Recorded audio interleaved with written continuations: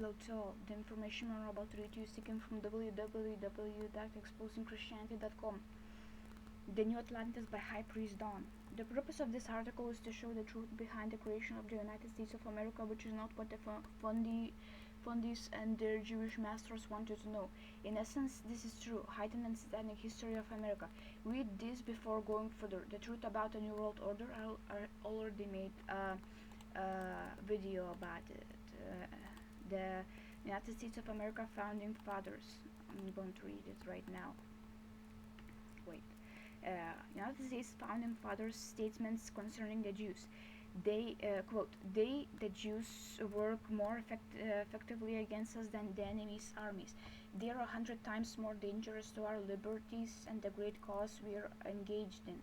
It is much to be lamented that each state long ago has not hunted them down as pets to society and the greatest enemies we have to the happiness of America." End of quote. Source Maxims of George Washington by A. Appleton and Co. As the American colonies rose in a revolt against political oppression occasioned by the attempt of Jewish banking houses in Europe to consolidate their economic foothold in the New World, no man among the founding fathers was more alert to the designs of internal Jewry than that shrewd or elder statesman of the American Revolution, Benjamin Franklin. Perhaps Ben Franklin's most damning indictment of Jewry was contained in his famous prophecy at the Constitutional Convention of 1787 in Philadelphia. In one of those most anti-Jewish utterances of all time, he declared, quote, "I fully agree with General Washington that we must protect this young nation from an insidious influence and penetration. That menace, gentlemen, is the Jews. In whatever country Jews have settled in any great number, they have lowered its mortal tone. They appreciated in commercial integrity, have segregated themselves and have not been assimilated. Have built up a state within a state, and when Portugal have tried to strangle that country to death financially, as in the case of Spain and Portugal." End of quote.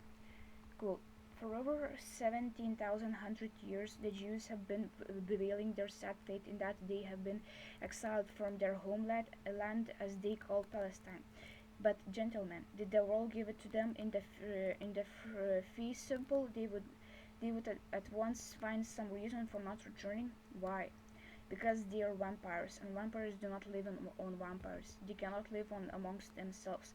They must subsist on other people, not of their race. If you do not exclude them from these United States in the Constitution, in less than 200 years they will have swarmed here in such great numbers that they will dominate and devour the land, and change our form of government, for which we Americans have shed our blood, given our lives, our substance, and jeopardized our liberty." End of quote. Quote, "If you do not exclude them in less than 200 years, our descendants will be working in the fields of furnish them substance, while they will be in the counting houses rubbing their hands. I warn you, gentlemen, if you do not exclude the Jews for all time, your children will curse you in your graves." End of quote. Franklin's remarks were recorded in chit-chat around the table during intermissions. A section of the diary of Charles Cotesworth Pinckney of South Carolina. Pinckney, 1746-1825, attended the convention as a delegate, and took down excerpts of some of the outstanding addresses and discourses, which he later published in his diary. Perhaps the best proof of the Franklin prophecy, as with any prophecy, lies in its actual fulfillment. What Benjamin Franklin foresaw as an ominous possibility in 1787 has today, a little over 200 years later, become painful reality. Getting back to the New Atlantis by High Priestess Dawn. Quote, the many leading serpents of wisdom were quietly drawing up plans for what was to be a model nation across the Western Sea, referred to within close circles of initiation as the New Atlantis. This new land was to be governed by the serpents of wisdom elected by the people and for the people, and the food. In reality, Europeans already knew about the New World or about the New World back into the time of the Vikings, as the North America rune stones prove. It's also been shown many of the Templars had bases in America going back to their day. America was the goal of the Freemasons, a nation free of the Catholic Jewish grip, and where they could create a nation based on solely satanic principles. This plan was put into work over 100 years before the official revolution. Quote, starting in the late 16th, members of the Freemasons began leaving their comfortable lives behind in order to undertake the long arduous journey across the Atlantic Ocean to become citizens of the new land of the Phoenix. Once in America, they proceeded to organize a cohesive network of Rosicrucian and Freemasonic lodges within a nation of 13 colonies, the ancient number of the Phoenix Dragon. In 1694, a Rosicrucian colony was established in Pennsylvania, and by the early 17th, Freemasonic lodges were literally sweeping across the new land. By the beginning of the Revolutionary period, there was a multitude of common lodges and 7, the number of the serpent. Grand provincial lodges scattered evenly throughout the 13 colonies. End of quote. Quote, one of the favorite forms of the Freemasons in Boston was the Green Dragon Tavern, where Daniel Webster referred to as the headquarters of the revolution. End of quote. During a friend-sized meeting at this tavern, a plan was hatched to resist the British tariff on tea by destroying a new shipment of the commodity, I don't know how to pronounce it, residing in Boston Harbor. It was decided that on the night of December 6, 1773, a group of Freemasons of St. Andrew's Lodge would disguise themselves as Native Americans, clandestinely board the tea ships and toss the cargo overboard. This act was to become an unforgiving thorn in the side of the British Crown, and a full-scale revolutionary war was declared soon afterwards. End of quote. Quote, the North American Freemasons pooled their resources in order to organize a formidable resistance against their oppressive rulers. They chose to Rosicrucian and Master Mason George Washington to supervise the building of an army, and brought over from Germany Freemason Baron von Steuben to instruct the virgin troops in the art of battle. End of quote. Quote, the colonial army was a military lodge and a who's who of American colonial Freemasonry. Over 200 of its officers were Freemasons, and out of these, at least 100 were generals working directly under Washington. Many high-ranking officers were also Freemasonic Grand Masters, including in this elite list was Washington, Paul Revere, and Joseph Barron, the Grand Master of the Massachusetts Grand Lodge, who became famous for sacrificing his life while leading a battalion up Bunker Hill. End of quote. It should also be noted that American Freemasons also had many allies in the British government and military who were also committed to the creation of the new satanic nation, and they helped to secure the creation of this nation from behind the scenes. It has been noted during many pitched battles, Masons on both sides would make the Masonic signs to each other. Quote, following their victory in the Revolutionary War, two important documents were drawn up by the Freemasons in Philadelphia. a city ostensibly named after Philadelphia, the name of the supreme secret society of Freemasons in France. End of quote. Quote, the first of their documents, the Declaration of Independence, was authored principally by the Freemason Thomas Jefferson and signed primarily by the high-ranking Freemasons. Of the 56 signers of the document, 50 were Freemasons, including the Grand Master John Hancock. End of quote. Quote, after the Philadelphia Convention, the government of the United States began to take concrete form as the country's first president. The Freemasonic Grand Master George Washington was sworn in by Robert Livingston, Grand Master of the New York Lodge. With orders of attending Freemasons during the inauguration, a new nation of the Phoenix was officially born. End of quote. A similar gathering was held in which the cornerstone of the new capital was laid. This ceremony was executed by the Grand Lodge of Maryland and several lodges under the jurisdiction of Washington's Virgin Lodge. As was his practice, President Washington attended the service in full Freemasonic ceremonial regalia, complete with apron. End of quote. Quote, when the wheels of the United States government finally began to turn, the new institution resembled one huge Freemasonic lodge. Most of the high-ranking officials in all three branches of the government were either Freemasons or allied with the principles of Freemasonry.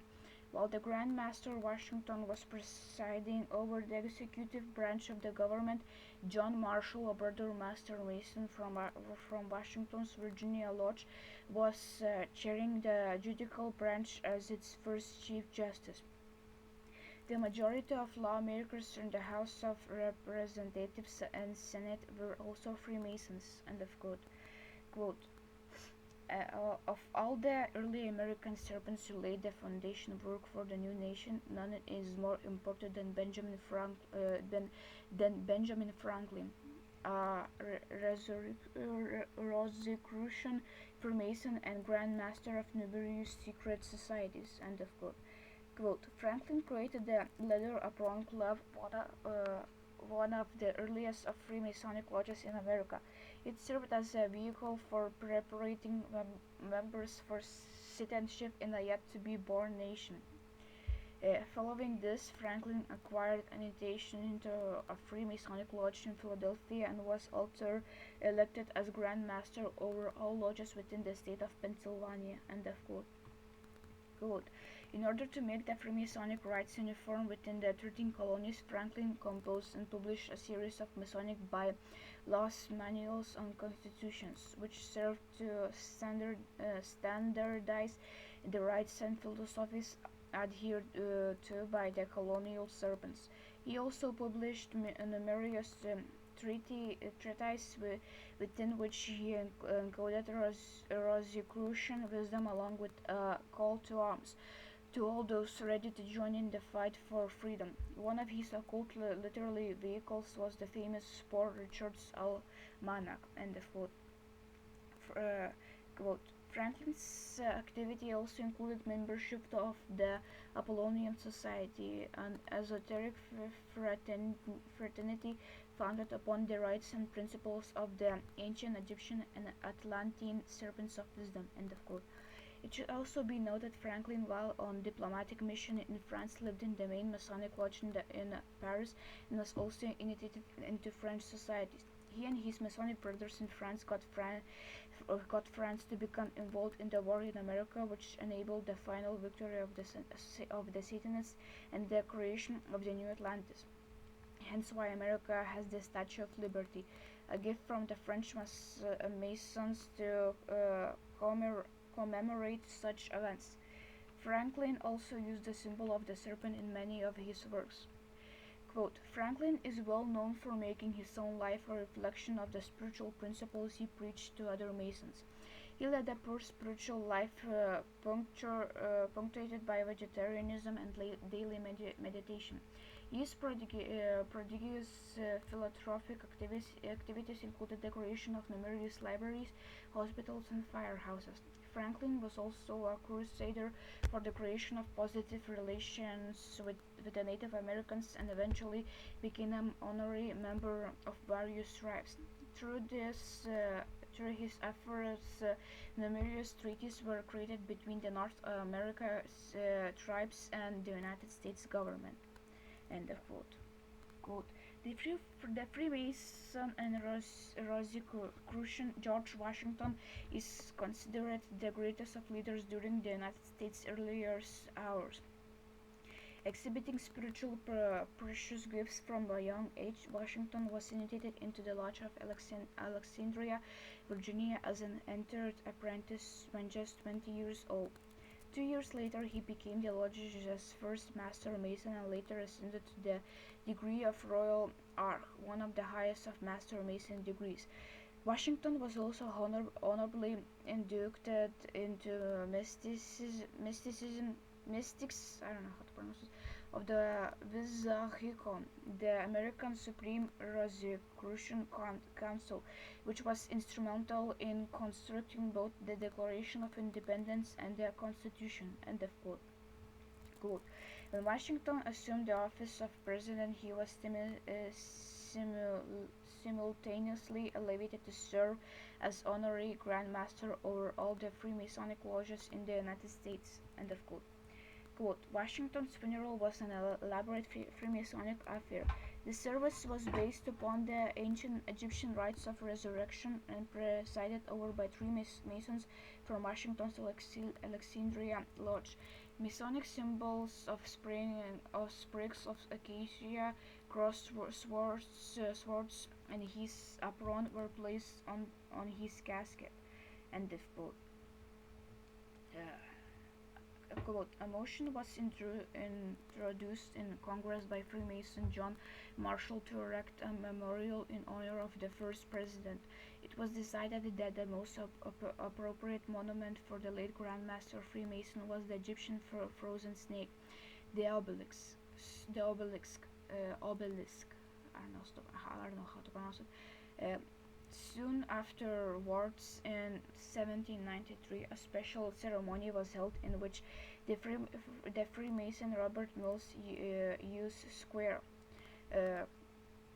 level, and plumb, the symbolic tools of Freemasonry, to lay the cornerstone of what was to become a 600-foot obelisk, the tallest structure of its kind in the world. End of quote. Quote, a Freemason, Rosicrucian, and initiate of the French Order of the Nine Sisters. Thomas Jefferson was another important servant and founding father, an important contributor to both the Declaration and Constitution, and under his guidance the first American university was founded in Virginia, modeled after the Lyceum, or how to pronounce, I don't know, of Greece and the Alexandrian Museum. Jefferson's university resembled an ancient mastery academy of the serpents and offered a curriculum similar to that taught within the museum. End of quote. Quote. Jefferson was chosen by the North American serpents to oversee the creation of a new Alexandria because of his intellectual and spiritual achievements. He was a recognized adept of most partial sciences, including chemistry, botany, anatomy, surgery, zoology, natural philosophy, medicine, mathematics, astronomy, geography, politics, and law. He was also an occult genius who had studied the esoteric wisdom and communicated the ancient mysteries through the secret keepers. His work with keepers or secret codes earned Jefferson the title of Father of American cryptography. End of quote. Quote. Quote, in this creation of his new Alexandria, Jefferson brought together all of the most renowned American teachers in both the scientific and religious fields. To house the classrooms of these adepts and their students, Jefferson constructed a campus of magnificent temples similar to those of the ancient museum. Within the walls of these temples, diverse subjects as chemistry, mathematics, religion, philosophy, and metaphysics coexisted harmoniously and supportively. Thank you for listening, and hail Satan.